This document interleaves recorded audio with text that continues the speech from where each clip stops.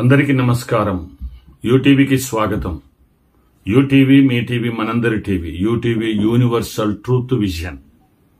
ఈ UTV channel ఈ రోజు మరొక అంశంతో మీ ముందుకు వస్తుంది. యూటీవీని సబ్స్క్రైబ్ చేసుకోండి, ఆలకించండి. సత్యమేవ జయతే, సత్యమే జయిస్తుంది. ముఖ్యంగా ఈనాటి అంశం, ముఖ్యమైన 3 లోకాలు ఉన్నాయి.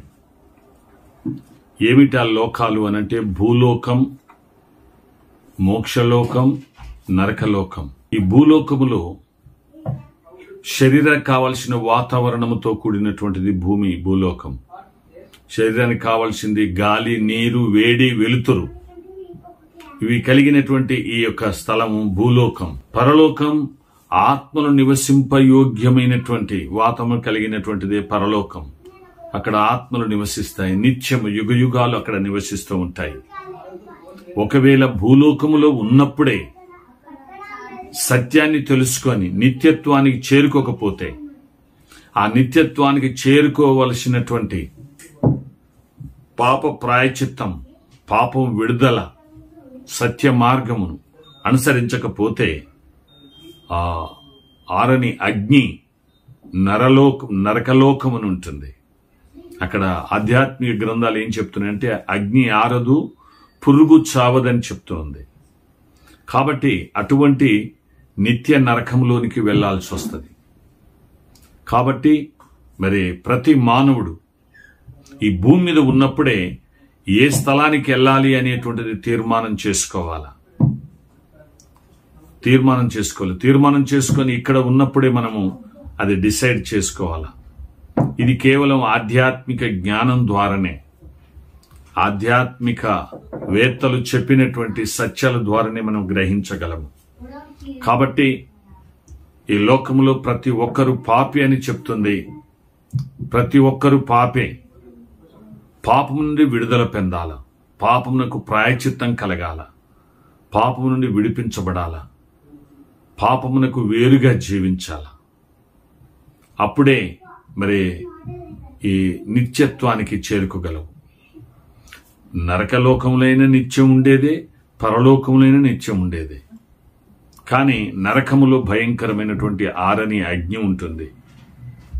ఇవి కేవలము ఏదో మనుషులు ఏదో కొందరిని భయపెట్టడానికి, చెడు మార్గం నుండి తప్పించడానికి భయభ్రాంతులకు గురి చేసే మాటలను అనుకుంటారు. కానీ ఇది సత్యము. ఆధ్యాత్మిక గ్రంథాలలో అనేకులు చెప్పినటువంటి సత్యాలు, శరీరధారిగా వచ్చినటువంటి దేవుడు కూడా చెప్పినటువంటి మాటలవి. కనుక శరీరధారి చెప్పినటువంటి దేవుడు, ఆయన పవిత్రుడు, ఆయన సత్యవంతుడు, తేజోమయుడైనటువంటి యేసుక్రీస్తు ప్రభుల వారు పాపరహితుడు, పవిత్రుడు. ఆయన చెప్పిన మాటలు నిజంగా మరి సత్యమైనవి. నేను స్థలము సిద్ధపరచ వెలుచున్నాను, నేనుండు స్థలంలో మీరును ఉండులాగున నేను మరలా వచ్చి మిమ్మల్ని తీసుకుపోతానంటాడు. కాబట్టి ఎప్పటికీ కూడా ఈ భూలోకం శాశ్వతం కాదు. ఈ భూలోకము కొన్ని వేల సంవత్సరాలకు, సైంటిస్టులు కూడా చెప్పేది అదే, కొన్ని వేల సంవత్సరాలకు భూమి కూడా ఉండదు అని.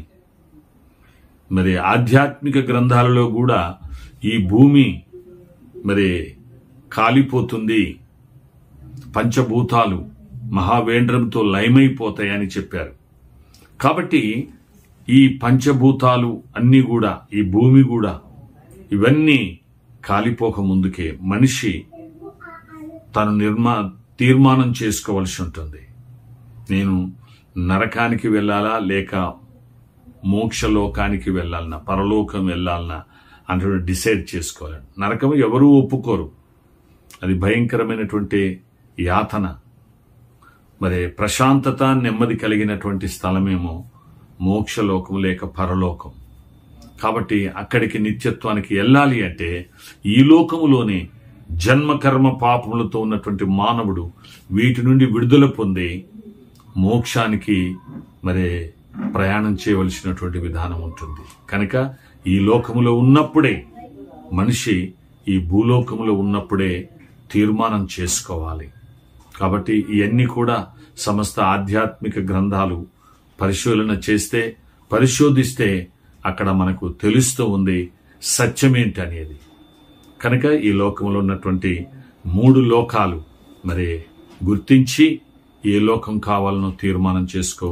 నిజంగా పాపం నుండి విడుదల పొందాలంటే ఓ పవిత్రుని ఆశ్రయించాలా. ఆ పవిత్రుడు కలిగచేసినటువంటి విమోచన లేక విడుదల యజ్ఞ కార్యము ద్వారా విడుదల పొంది నిత్యత్వానికి, ఆ మోక్షానికి చేరుకోవాల్సిందిగా మనం చేస్తున్నాం. యూటీవీ మీరు ఎల్లప్పుడూ వీక్షిస్తూ ఉండండి.